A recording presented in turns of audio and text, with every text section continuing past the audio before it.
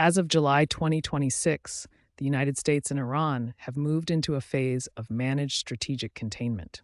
They are not at war, but they are not at peace. Instead of conventional conflict, the rivalry persists through proxy operations, cyber warfare, and intense diplomatic maneuvering. Both nations maintain high stakes boundaries to avoid total war, creating a fragile but persistent regional balance. The nature of regional conflict is evolving. We are observing a shift towards cyberkinetic convergence, where digital attacks directly target critical infrastructure such as power grids and financial systems. Simultaneously, both sides are rapidly integrating AI-driven drone swarms and autonomous naval vessels. These technologies transform the math of regional power projection, making traditional defensive postures more difficult to maintain. Ultimately, the conflict is shifting away from traditional ground forces towards software-defined warfare and autonomous systems.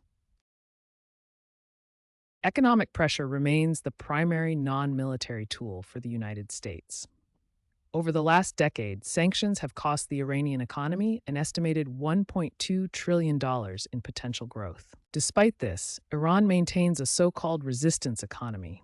By utilizing smuggling networks and gray market trade, they effectively bypass international financial restrictions. Sanctions remain a high-stakes standoff, limiting development while forcing the emergence of alternative, clandestine economic pathways. The U.S.-Iran dynamic is governed by a complex triangular dependency involving China. This relationship shifts the geopolitical landscape significantly. The United States utilizes sanctions to limit Iran's strategic reach, aiming to isolate the regime economically and pressure its regional policies. However, China functions as Iran's primary economic partner. By purchasing oil and providing trade, Beijing creates a crucial lifeline that softens the impact of U.S. sanctions. This creates a challenging balancing act. China's involvement complicates U.S. policy, effectively setting a limit on the maximum pressure Washington can exert on Tehran. Consequently, global powers remain locked in a strategic tug-of-war where economic survival meets political containment.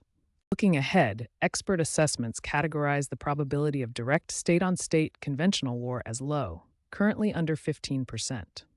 Washington's current strategic consensus is built on active deterrence.